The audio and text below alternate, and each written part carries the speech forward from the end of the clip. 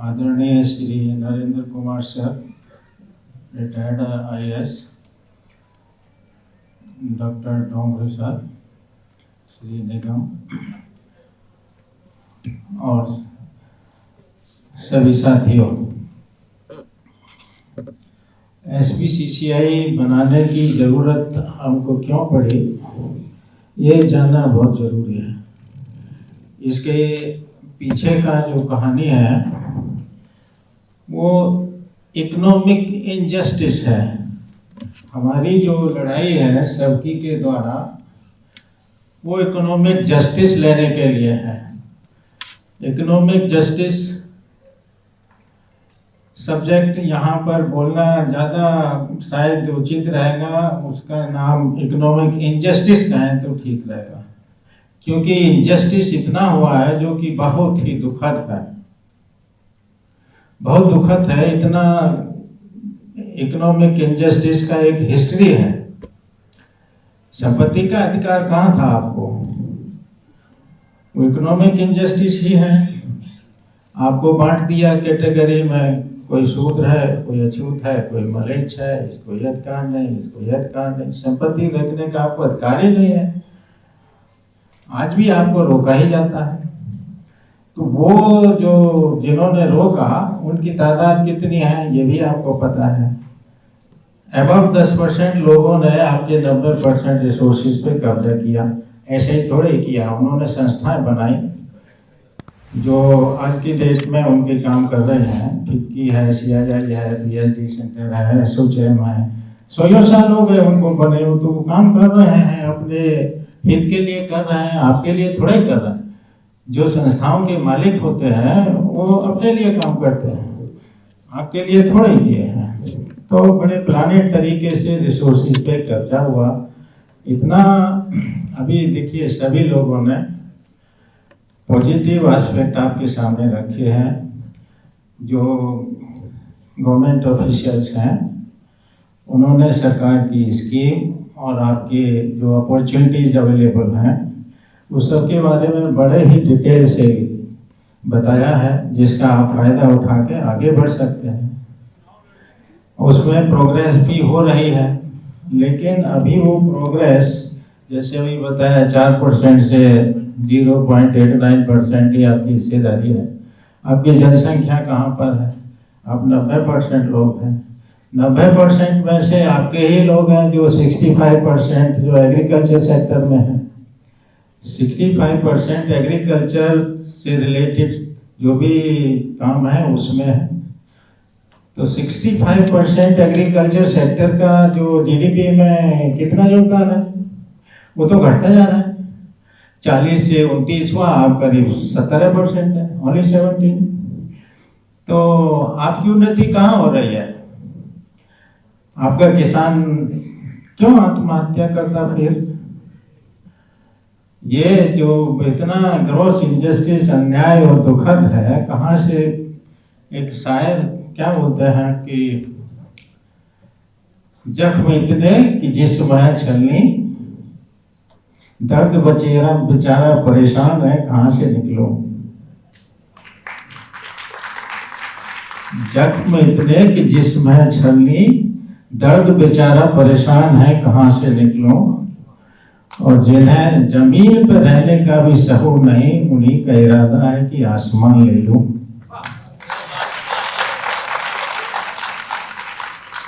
जो लिबरलाइजेशन हुआ, बड़ी हमें बताया गया था गांव में ये फैक्ट्री खोलेंगे, इंडस्ट्री खोलेंगे, आपको रोजगार मिलेगा। बड़े फैंफेयर से लिबरलाइजेशन का प्रचार हुआ। उसमें बड़े मीगर रेट ऑफ इंटरेस्ट पे, 1% इंटरेस्ट पे विद मॉरिटोरियम और 15 से 20% 20 साल के लिए पैसा दिया गया। करोड़ों करोड़ों, हजारों करोड़। अंत में 15-20 साल बाद क्या हुआ? 2011 के आसपास, 1992 के आसपास शुरू हुआ लिबरलाइजेशन। 2011 के आसपास सारा का सारा टर्न इनटू NPA, सारा NPA। तो जिन उद्योगपतियों को दिया गया था वो क्या मेरिटोरियस है? उन्होंने NPA कैसे कर दिया? वो क्या ज्यादा काबिल है? अगर काबिल होते तो एनपीए क्यों करता? तो हम उनको ईमानदार बोले, कैसे बोले? उन्होंने खूब कमाया और जहाँ इंडस्ट्री लगानी थी नहीं लगाया, मनमर्जी से लगाया, जहाँ उनको फायदा था विदेशों में भी लगाया, पैसा कमा के विदेशों में ही पार्क कर दिया। और यहाँ एनपीए आज भी लाखों लाखों करोड़ का आंकड़ा है, आप देखेंगे तो आजकल सब डाटा अवेलेबल होता है, कितना एनपीए है, कितना कर्ज है, किसान की क्या पोजीशन है। 80 से 81 करोड़ हो गया है 5 किलो की लाइन में लगने वाला। पहले कोविड में 80 करोड़ था, अब 81 करोड़ हो गया है। ये कौन लोग हैं? वो 10% वाले तो नहीं है। तो आगे बढ़ रहे हैं या और कोई पीछे? सिस्टमेटिकली आपको किया जा रहा है कि आपका कब्जा नहीं हो, किसी भी तरह से ना हो, आपको रोका जाएगा। अभी पेशेवर कि आपको, अब देखिए हर चीज को देखने का अपना अपना नजरिया होता है। विश्वकर्मा योजना के जरिए आपको क्या बताया जा रहा है? जो धोबी का काम है वो वही करे, जुलाई का काम है वही करे, जो कुम्हार का काम है वही करे, उसमें हम आपको देंगे, मदद देंगे। तो वो कुछ चेंज करने का अधिकार नहीं है क्या? वो क्यों बनाए? अभी हमारा जो एमटेक हो गया वो कुल्लड़ क्यों बनाएगा? कुम्हार का लड़का अगर एमटेक है तो वो अपना सोचेगा। लेकिन अभी क्यों हो रहा है कि हमारी जो स्कीम्स हैं अभी ऑफिसर्स साहिबान ने यहाँ पर बताई, वो हमारी आम लोगों तक तो जा ही नहीं रही है। कैसे करेंगे? वेबसाइट कितने लोग खोलते हैं, गांव में कितने, मोबाइल हालांकि सब पर है, लेकिन आप किसी से बात करके देख लीजिए। गांव तक जाने की जरूरत है, क्योंकि हमारे लोग तो गांव में रहते हैं, गांव में रहते हैं। शहर में तो वो नौकरी वाले, नौकरी पेशा वाले हैं, वो सिर्फ 20-25 हजार की तनख्वाह में संतुष्ट हैं, हाईली क्वालिफाइड हैं, लेकिन संतुष्ट हैं क्योंकि उनको उनकी अपनी परेशानियां हैं, वो बताने वाला कोई नहीं है, नॉलेज भी नहीं है, अपॉर्चुनिटी का लोन की है नहीं, हैसियत नहीं है। अब 20%, 80% सरकार देती है, 20% तो आप लगाओगे, 10 करोड़ लगवाए थे, 20%, 2 करोड़ तो तुम्हारे पास हो। तो हमारे लोगों के पास वो भी नहीं है। बहुत ऐड आता है कि कोलेट्रल नहीं देना है, कोलेट्रल नहीं देना है। आप बैंक जाकर देखिए, कोलेट्रल के बिना वो देगा ही नहीं, बिल्कुल नहीं देगा आपका। मैंने देखा है, आप भी देख लीजिए, यूपी का कोई भूल एक उठाकर देख लीजिए, जिसपे सब पे आपका खसरा नंबर और डालिए, लैंड आ जाएगा। जिसने भी ट्रैक्टर खरीद लिया और 2-2.5 लाख लोन ले लिया, उसकी 20-20 बीघा जमीन बंधक रखिए, तो वो मशीन इक्विपमेंट में आता है ट्रैक्टर, किसान के लिए क्यों नहीं आता है? वो लोन नहीं देता किसान को, उसे क्रेडिट कार्ड में देता है।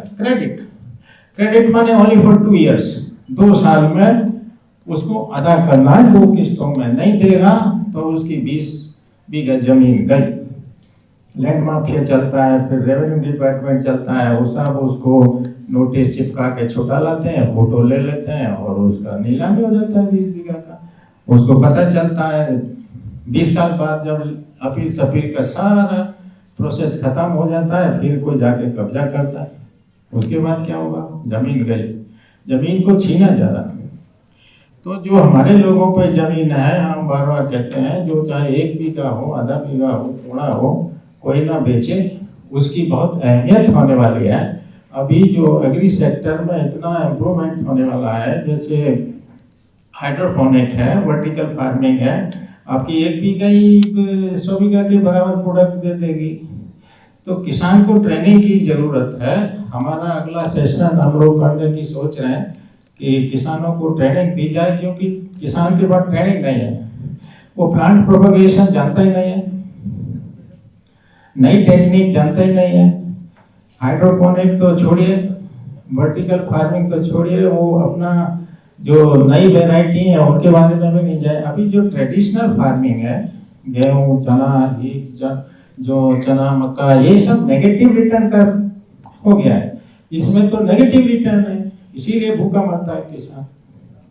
तो इसको पॉजिटिव रिटर्न में बदलने के लिए किसान को ट्रेनिंग की जरूरत है। हमें बताया 2014-15 के आसपास की 22 में दुगनी हो जाएगी किसान की इनकम। क्या हो गई? I don't know, anybody can tell. दुगनी कहां से हो गई? अभी भी सेम ही हालात है, कब्जा और करेंगे। अभी कब्जे का एक और चलन चल रहा है कि आपके लड़के तो जो भी थोड़ा ग्रेजुएट हो गया या पढ़ लिया, वो उसका खेती से मन भटक रहा है, वो खेती में नहीं जाना चाहता है, वो शहर आके छोटी नौकरी कर लेगा, खेती नहीं करेगा। दूसरी तरफ देखिए, जो हार्वर्ड से पढ़ के आ रहा है, वो अपना जमीन खरीदता है, राजस्थान, मध्य प्रदेश, छत्तीसगढ़ में 200 एकड़ खरीद लेता है और चार्ट लगाता है और अपना एक्सपोर्ट कर रहा है। अच्छा, तो उसे भी तो कुछ सीख मिलती है। आपका आदमी जितना भी जमीन है उसे बेचे नहीं, उसी में नई नई तरकीब लगा के और अच्छा करे। तो हमारे 65% लोगों का we can take care of, वो कहीं किसी को करने की जरूरत नहीं है। उत्तम खेती मध्यम मान जो कहा जाता है, वो उसको तो उत्तम को तो उत्तम रहने नहीं दिया जा रहा है। सरकार भी के लोग भी कुछ ऐसे हैं जो उसके जरा सा लोन ले ले तो उसे जब्त कर लेंगे जमीन को। किसान का माफ नहीं होता है लोन, और किसान के बच्चे जो है वो कर नहीं रहे हैं, दूसरे कर रहे हैं, तो बिकने को आ रही है तो बेचना नहीं है।